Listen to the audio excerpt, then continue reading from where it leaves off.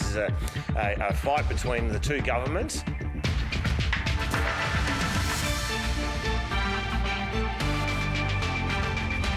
Also ahead, 13 ADF personnel facing dismissal in the fallout from the Afghan war crimes inquiry. A lengthy investigation into a cancer cluster in Kakadou's regional Indigenous population.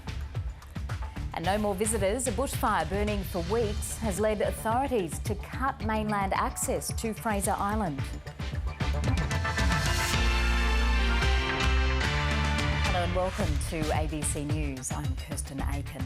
Australia has 10 days to respond to China's announcement that it will tax winemakers up to 200%. China's Ministry of Commerce has announced Australian wine imports will need to pay temporary anti-dumping deposits from tomorrow. The deposits, which are effectively tariffs, will apply while China investigates claims Australian winemakers have dumped wine in China, selling it for below the cost of production. It is likely to devastate Australia's $1.2 billion annual sales to China, which were already being squeezed by informal directives for importers not to order Australian wine. China's decision today to impose tariff on the wine industry is deeply disappointing and disproportionate.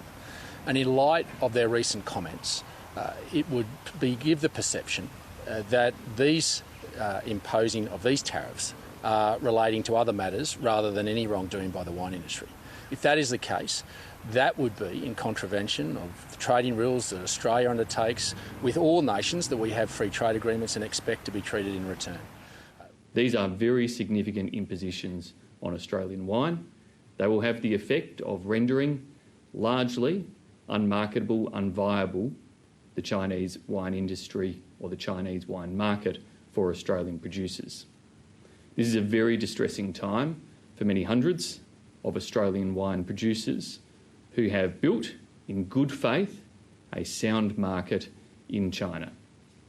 It is of great concern that China has taken this action, and it is an action that comes on top of an accumulation of other actions during the course of this year in particular. Australia defends to the hilt our winemakers, their integrity, and the commercial, market-based proposition and environment in which they operate. Here's China correspondent Bill Birtles. Headline statement from MOFCOM, the ministry, did not provide any evidence. It just said that dumping exists of Australian wine and it has caused substantial harm to the local wine industry. Now, this is something which Chinese winemakers have been lobbying the Chinese government about for most of this year, because if you actually look at Australian exports of wine into China prior to the past couple of months when these sorts of problems have begun, there was a surge of Australian wine going into China in the first half of this year. So it appears the local industry got pretty annoyed about that. They've been lobbying the Chinese government about this issue, and I just recently spoke to somebody involved in the wine industry about this issue. I said, look, is there a possibility? Is there legitimacy to this claim? And the Australian winemakers certainly believe it's not true. They say that wine in China is a high price point market, so it's not cheap over there. And so, once again, pretty strong suspicions that politics may be a factor. And so China's action here in effectively imposing tariffs on Australian wine exports on the face of these preliminary findings, is that legal? That's the other strange thing. This investigation was only announced about 3 to 4 months ago. It is supposed to conclude next year. It's supposed to have a period of time to go in which the Australian winemakers fill out questionnaires and answer very detailed questions from the Chinese Ministry of Commerce about their operations. In fact, there are many wine growers and wine exporters who are still currently going through that process of answering those questions, filling out those questionnaires, and yet already Beijing comes out today and says, we've made a preliminary decision, wine is being dumped. So a lot of questions from the local industry here. How on earth they can make such a speedy decision? It is just a preliminary decision, but these tariffs, which are called anti-tariff insurance guarantee payments or something along those lines, people involved in the industry have told me we haven't seen this sort of terminology used before. It basically is a tariff by another name. How important is the China market to Australia's wine sector?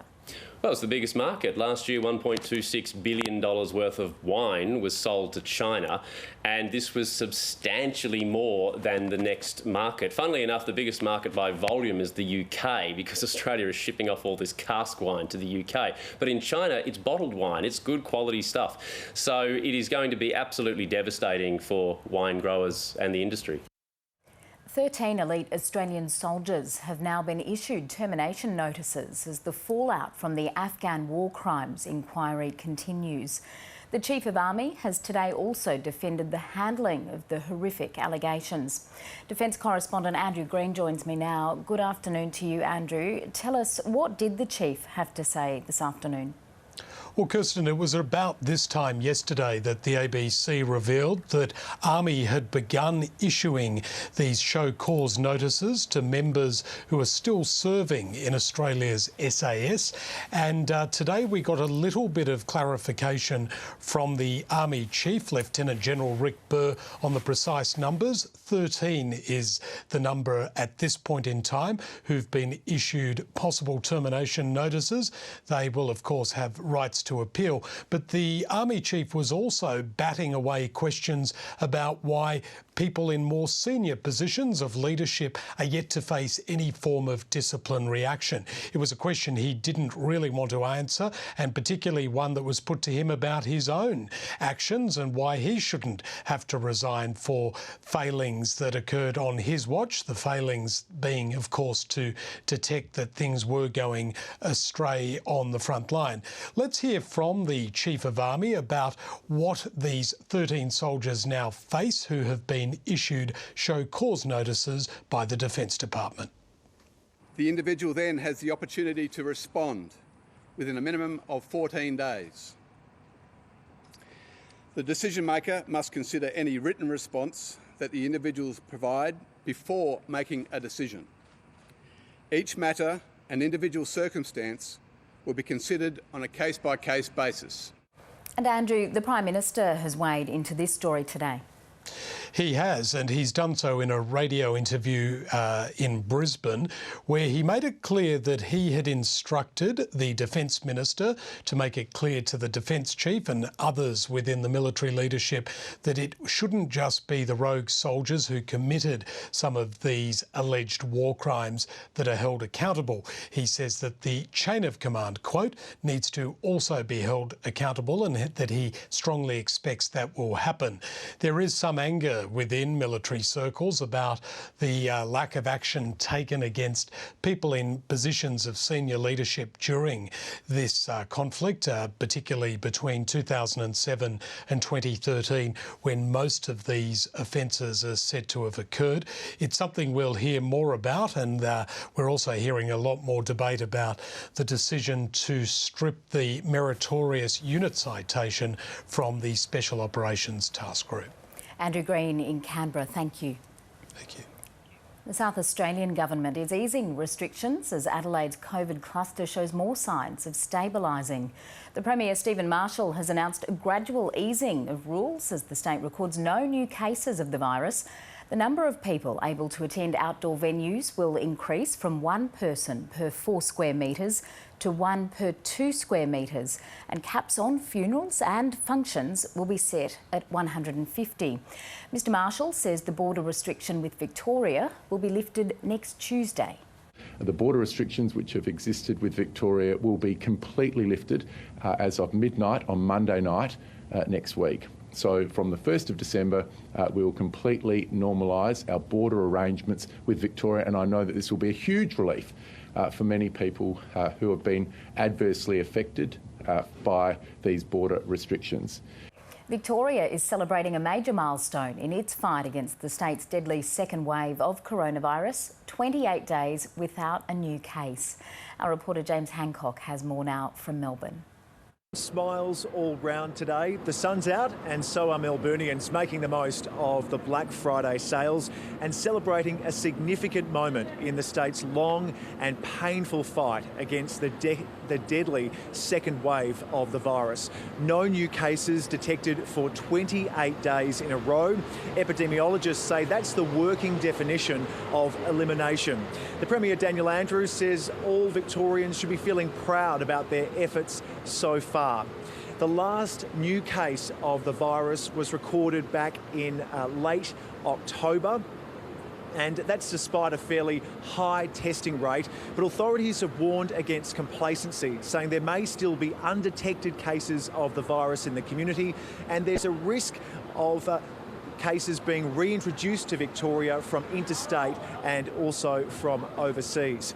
28 days in a row was the trigger to move to COVID normal, but an announcement about a further easing of restrictions isn't expected until December 6. And these city streets could be looking a whole lot busier from Monday, when businesses are allowed to bring back up to 25% of their office workers, but public servants will continue to work from home if they can. Tasmania is officially open to Victorian travellers as hard borders continue to fall. Our reporter Fiona Blackwood has more from Hobart Airport. Tasmania is welcoming Victorians back to the state after 8 months of travel restrictions. Victoria is Tasmania's closest and perhaps most important neighbour when it comes to tourist numbers visiting the state. Now, given Victoria's success in containing its outbreak, Tasmanian authorities have reclassified the risk from medium to low. Travellers into Tasmania will still have to register their details and, like other arrivals, will be health screened, but they won't have to quarantine for 14 days. Around 700 people are expected to travel between Victoria and Tasmania today. Tasmania is now open to all states and territories except South Australia. People from South Australia will still have to quarantine as Tasmanian authorities consider the risk over the next 24 hours. As travel habits between Australian states slowly return to normal, it's been announced Tasmania's Museum of Old and New Art, Mona, will reopen its doors on Boxing Day.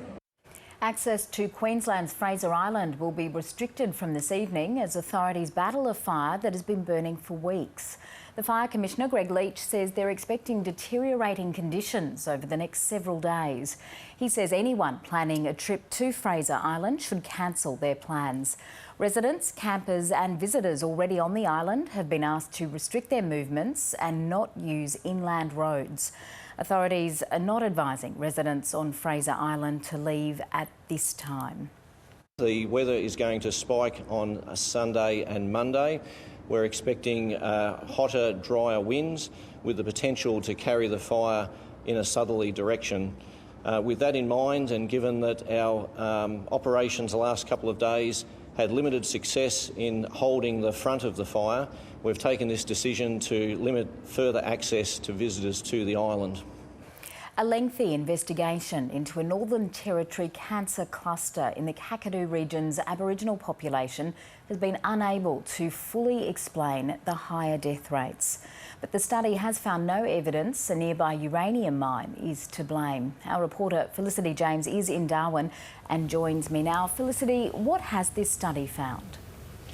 So, Kirsten, this study was started by the Northern Territory Health Department 6 years ago when this cancer cluster was first discovered among the population in the Gunbalanya and Kakadu region of the Northern Territory. And that Aboriginal population, they live near the Ranger uranium mine. But what this study has found today, or what the final report says, is that it can't find any full explanation for this, and that it's pointed to higher alcohol and smoking rates in these populations compared to other Aboriginal populations in the top end. But at the same time, it says that these can't be a full explanation for this, that they're still unclear about what's happening here. And they've said that there is no evidence that the Ranger uranium mine also is a contributing factor to this, although they've acknowledged that they haven't got any data on the individual exposure rates for residents in these populations. The Ranger uranium mine is set to close in line with the wishes of traditional owners next year, and the population there has really been left with no explanation about why this cancer cluster, which is as we've seen in the report today, relates to higher rates of neck, head and throat cancers, and also some other cancers like thyroid. There's been an increase, and also fetal deaths. They've really been given no explanation. Has there been any response yet from traditional owners in the Kakadu region? Yeah, so the Gunjakami Aboriginal Corporation, they represent the Mirarr traditional owners in that region, and what they say is that back in the 1980s, when the uranium mine was set up, there were recommendations for comprehensive health monitoring and assessment of the local population, and that this really wasn't done. This is what Justin O'Brien, the chief executive of that corporation, said today. There is enough doubt for us to regret that monitoring was not put in place since 1984, and to learn to right now institute a comprehensive health monitoring program of that population over and above the usual health checks. And so that corporation is pushing for the Northern Territory government, with assistance from the federal government, to really take the lead on this monitoring. It says that the monitoring needs to begin and really go forward with a deadline forever because of the potential impacts of radiation, and that we really need some solid data on the health of the population in this region. Felicity James reporting live from Darwin. Thank you. Jared Hayne has taken the stand before a jury in his rape trial. The former Parramatta Eels star has pleaded not guilty to 2 counts of aggravated sexual assault after an alleged incident in a Newcastle home in 2018. Reporter Jake Lapham reports. 5th day of his rape trial in Newcastle District Court, Jared Hayne took the stand this afternoon and gave about 20 minutes of evidence before the lunch break. That mainly centred on communications between the complainant and himself in the lead up to the alleged incident on grand final night in 2018. Earlier in the hearing, we heard evidence from a police officer who intercepted phone calls between Mitchell Pearce, the Newcastle Knights captain, and Jared Hayne about 6 weeks after the alleged incident took place. The call starts with Mr. Pearce saying, "Who's this Sheila? Come out and saying something about you." They then spoke about whether Mr. Pearce would know the victim. Mr. Hayne described her as a full-blown weirdo. He said, "She's just filthy that I left her. My fingernail must have clipped you. That's all. It's nothing major. It's just a little bit." The call ends with Mr. Hayne saying, "I'll get her for defamation easy. I've got to go, bro. My lawyer is calling me." The Disability Royal Commission has wrapped up its public hearing into First Nations people with disability and their interactions with the child protection system. Today, the inquiry was told that if there isn't massive action, then the numbers of Indigenous children in out-of-home care will double. Our Disability Affairs reporter Naz Campanella joins me now. Naz, talk us through today's evidence. So this was the 5th day of the inquiry that was looking into the experiences of First Nations people and their interactions with the child protection system. Now, we heard today from a witness by the name of Richard Weston. He is from an advocacy organisation, and he was basically saying that people are discriminated against, First Nations people living with disability are discriminated against before they even walk in the door of a service provider or support network. And he was talking around how we don't have a clear enough picture of the numbers of people living with disability within the out-of-home care or child protection system. What we do know is that there's 20,000 young Indigenous people in the out-of-home care system, and that is set to climb to 40,000 within the next decade if something isn't done. Let's have a little listen to what he had to say. The scale of this problem and this challenge, I don't think we've quite understood yet, but we're talking about doubling the numbers of children within 10 years if we don't do anything. And we're spending so much money, but we're not keeping kids out of the system. We're not really keeping kids safe. That's what it's all about. It's child protection. But children, when they go into their systems, they experience even more harm. And Naz, are Indigenous organisations confident that the Royal Commission can make a difference? Look, one thing that we did hear over and over again this week is that there is report and inquiry fatigue. Now, one of the commissioners sitting on this inquiry is Andrea Mason. She is an Indigenous woman, and so there is hope that with her being at the helm of this, that Indigenous voices will be heard. And I did speak to someone from the First Nations People Disability Network, and that's Damien Griffiths. Let's have a little listen to what he had to say about that. We need to urgently do a review, and firstly we need to understand how many First Nations children with disability are actually in out-of-home care across Australia. Then when we establish that fact, we need to urgently review every single one of those situations to better understand what led to that First Nations child with disability being removed from their family. And so, Naz, this is the last day of the hearing. What happens next? Yeah, look, we go to an employment hearing in a couple of weeks' time. That'll look at things like how do people find and keep work and the types of discrimination they face when looking for work. And the Royal Commission's also asked for an extension, so it wants to continue looking into different aspects of all, impacts that affect people living with disability till 2023. We are yet to hear what the answer is from the federal government on that. Okay. Naz Campanella, thank you. Thank you. As the coronavirus pandemic continues, scientists are getting a better understanding of the genetics of COVID-19 and just how the virus is mutating. Our science editor, Jonathan Webb, now with more. So the good news is it's not changing a lot, and we kind of expected that towards the start of the pandemic. What we know of previous coronavirus is that they don't tend to mutate and change their genetic makeup all that fast, by contrast with something like influenza, which chops and changes and switches things around quite quickly. But then as the pandemic has worn on, we've got a better and a better picture of exactly what changes are accumulating, and you will have seen the odd headline since earlier in the year about this one over here potentially being a new strain and this mutation over here potentially being important. All of that takes time to really assess. And just in the last couple of months, we've seen quite a few papers all pointing in the same direction about one particular change, which was discussed earlier in the year, but it wasn't clear how much of a difference it had made.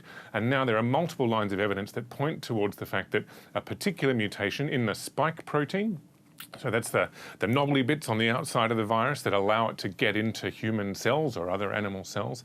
There's a mutation there that first arose in late January, which has become very dominant, and scientists are starting to agree that it has made a difference to how contagious the virus is, but probably not to how serious it is and how bad the symptoms are if you catch it. We gather, and it's not entirely clear how much genetic information the authorities had.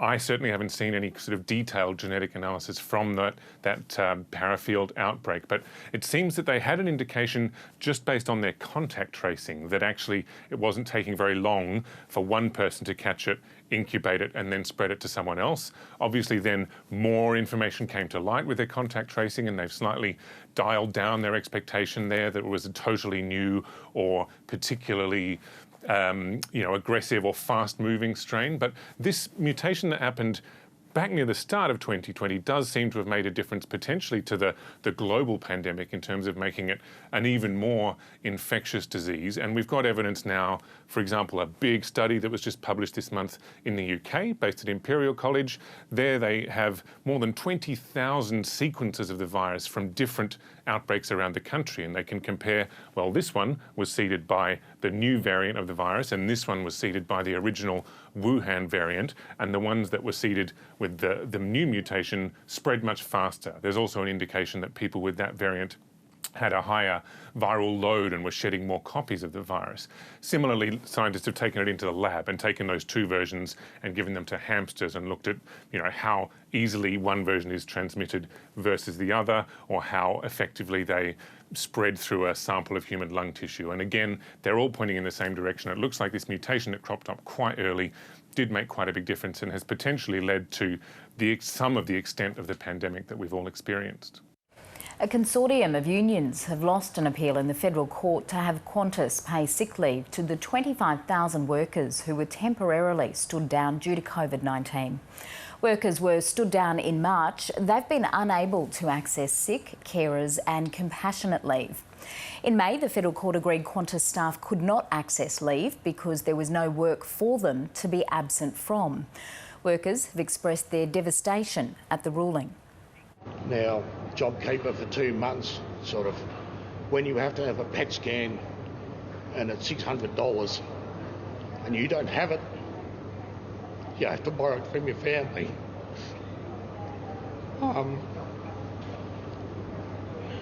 To me, I love my job, but that was just like a huge slap in the face. For half a century, Sovereign Hill has helped to preserve the history of Victoria's gold rush era, and today it's marking its 50th birthday with ambitious plans for the future. Like many tourist locations, it is looking forward to welcoming interstate visitors, but is still concerned about the lack of overseas travellers. Reporter Sarah Jane Bell has more. I'm here at Sovereign Hill in Ballarat, which is celebrating its 50th anniversary this year after being born out of a community initiative in 1970. Now, it's been a tremendously difficult year for tourist attractions across the country, and yet they are still marking the moment, but maybe not quite as expected.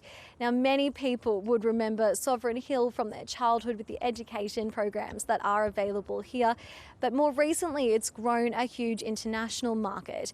Usually about 500,000 people would visit the site each year, and 15% of those visitors are from overseas. So it was one of those tourist attractions that felt the hit of the pandemic very early on back in January.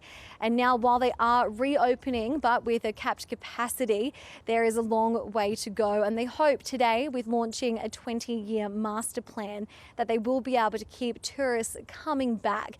Now, part of the draw card to bring tourists back is the launch of a centre for rare trades and forgotten arts that will be built by the middle of 2022 to make sure some of those skills that were used during the gold rush era in 1851 here in Ballarat are preserved. And now that's things like metalwork and woodwork and leather as well. Now, that's to remember the history of the 1850s, and some of those stories remain just as relevant today as they were back then, and that includes stories of migration, stories from the traditional owners of the land, as well as stories from women during the 1850s. Now, with the launch of the 20-year master plan, Sovereign Hill is hoping that it sets them up for another 50 years into the future, remembering those stories from the goldfields. Let's check the weather again now with Graham. And heat, fire bans and thunderstorms are all together in the mix. Yes, and we can add wind to that as well. A severe weather warning has been issued for parts of northeastern Victoria. This is for tomorrow morning, the potential of damaging winds. And even though they ease as we head into the afternoon, there's the potential of thunderstorms along the ranges. They could bring damaging winds as well into that state. So some really quite significant conditions and a real mix of conditions. But talking about thunderstorms, we have got them through Queensland at the moment. Now, these are also bringing the potential of some damaging wind, also the possibility of some localised heavier falls. We can see how it's really built as the afternoons progress. They're also kicking in through the Northern Territory and also Kimberley. These areas are likely to remain active over the next day or two. But here's the current heat conditions across the continent. Still very hot through that southeastern inland, and it's set to get even hotter as we move into New South Wales. The northern parts of the state are looking at around about 4 to 5 days of near record heat. So we are looking at extremely dangerous conditions.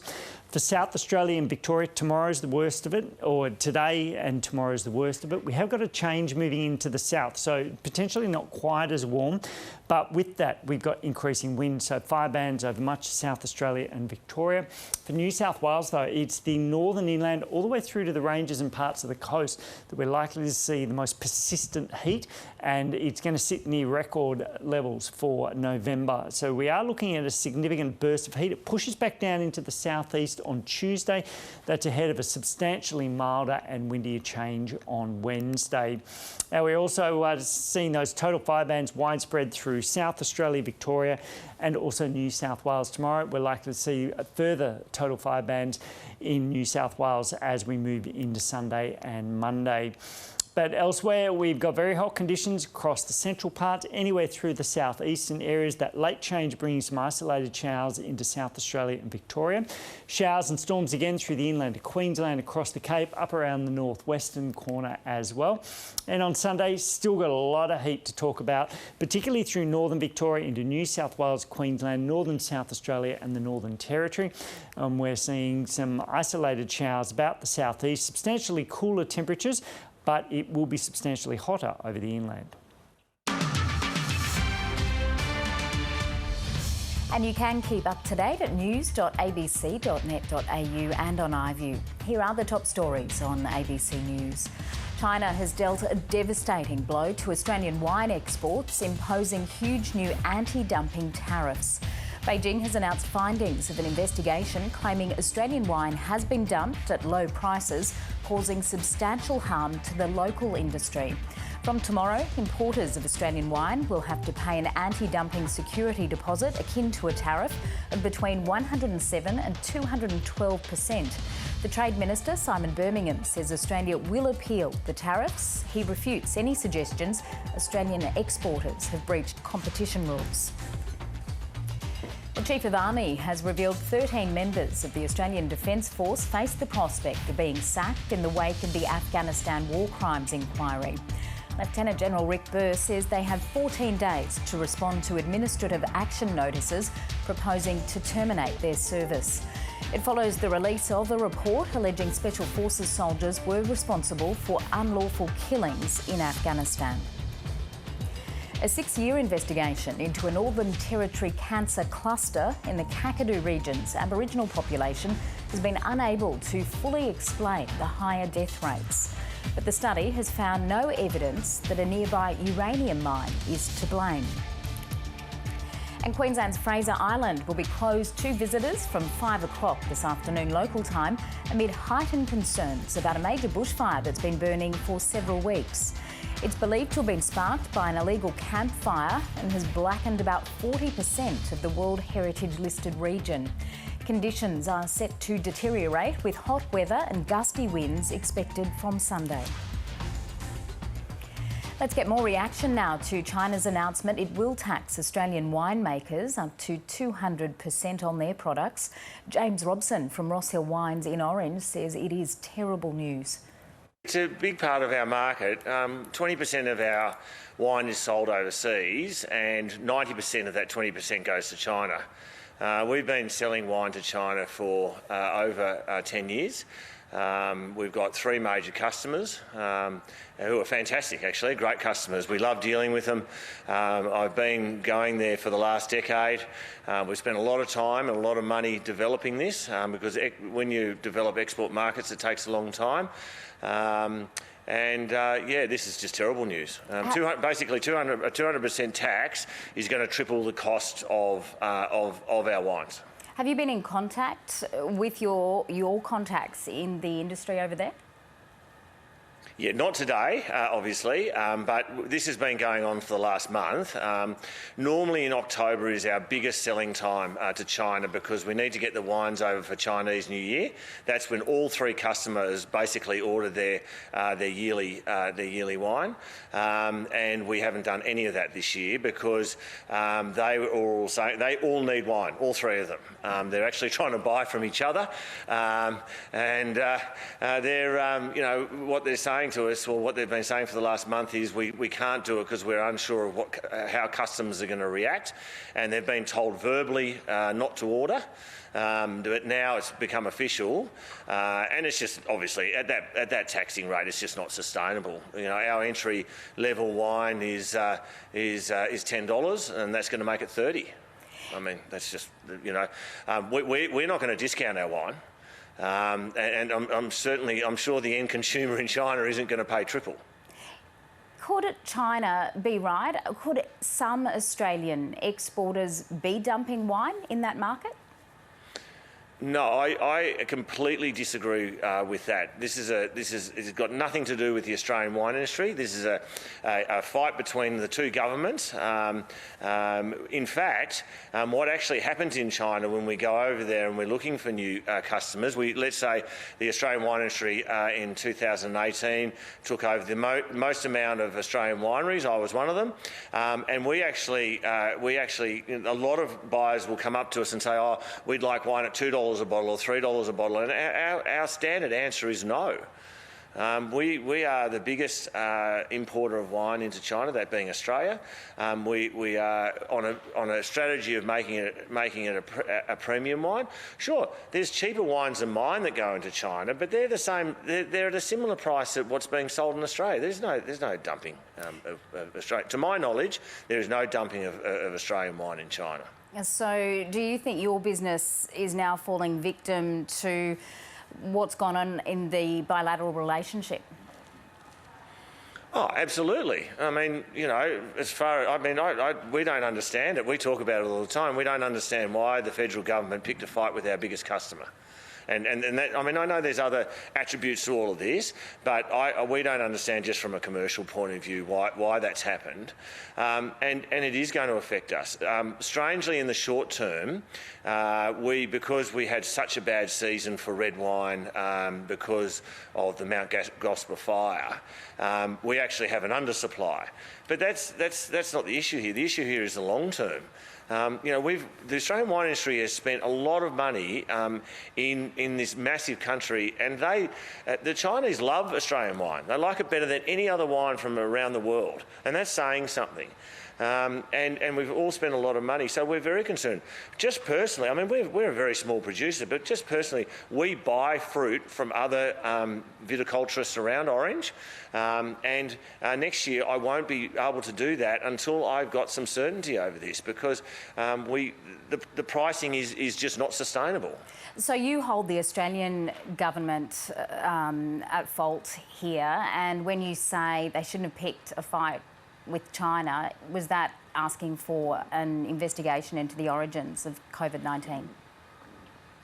Look, I'm sure that there's a lot more nuances to us, but just from a simple wine producer in regional New South Wales, that's exactly what I'm saying. I personally think the politicians in this country around COVID have done an excellent job. I just don't, and there's a lot of us, we talk about it a lot, we just do not understand why Australia had to be the lead on this.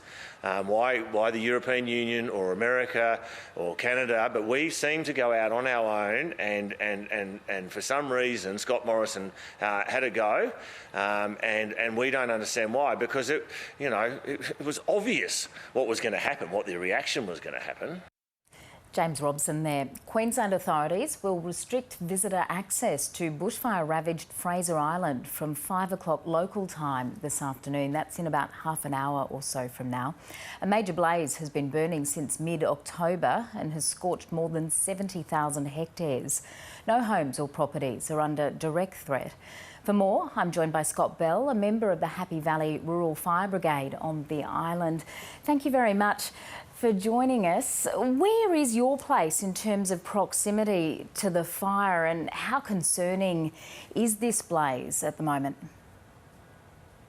We're on the eastern side of the island, about halfway up the island. So at the moment we've got blue skies, no smoke, lovely day, light sea breeze. The fire's on the western side of the island.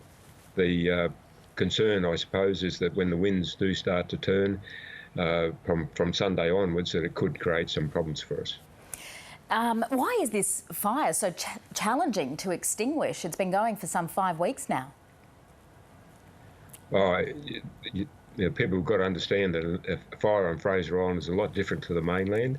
It is very, very difficult to get access. There are very few fire breaks in roads, and the fire is burning in country that there is just no way of getting access to it.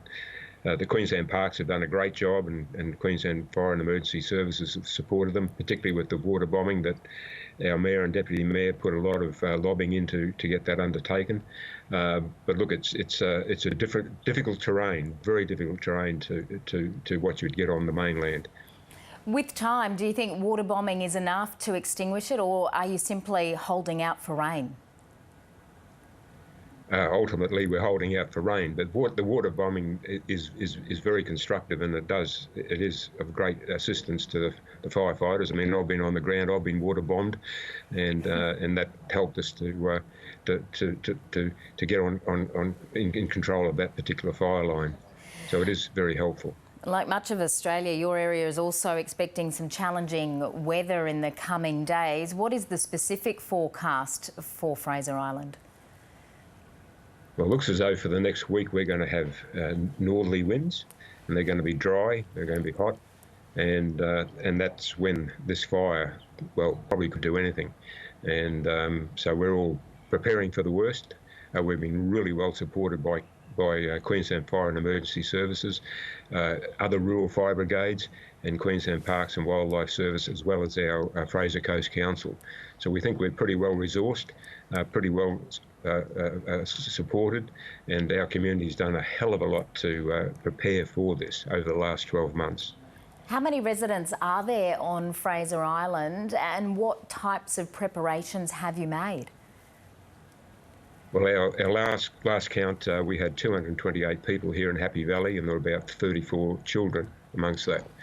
Obviously, a lot of those are holiday visitors. We're having a community meeting in the morning to brief everybody on what's happening, bring them up to date, and plan for the next week. When was the last time there was a fire like this, which saw visitors being turned away? Well, last year there was a fire in the bottom end of the island that actually burned for 3 months, and to my knowledge, visitors have never been turned away because of a fire on Fraser Island. All right. So it does sound, though, that you are happy with the preparations that have been made. We wish you all the best and hope that you don't have to wait too long for rain. Thank you. Scott Bell, thank you so much.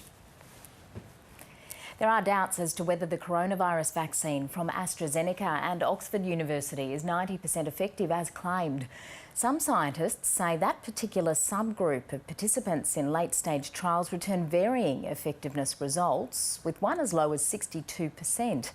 AstraZeneca says it will likely run another global trial to assess the efficacy of its vaccine. Professor in immunology Carola Vinuesa from ANU says there were 2 different trials which were conducted. There have been different results because we've now understood that there were 2 different trials conducted.